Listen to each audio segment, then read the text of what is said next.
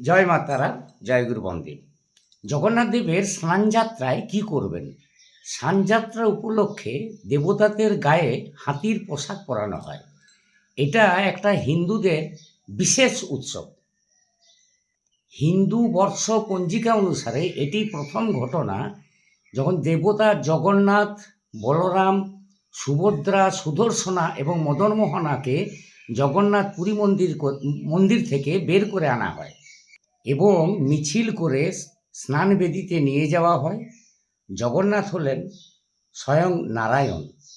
জগন্নাথ শব্দের অর্থ হল জগদীশ্বর। এই জগতের নাথ, তিনি স্বয়ং ঈশ্বর। 108 কলসির জলে স্নান করবেন জগন্নাথ, বলরাম ও সুভদ্রা। এরপর এই 108 কলসির জলে স্নান করে তাদের জ্বর আসে 3 ভাই বোনেরই।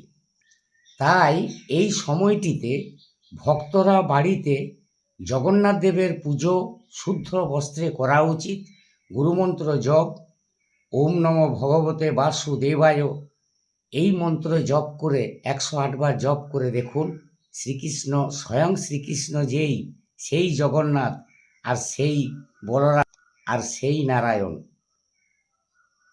ভক্তরা সব ঈশ্বরকে প্রার্থনা করুন, জগতের মঙ্গল করুন।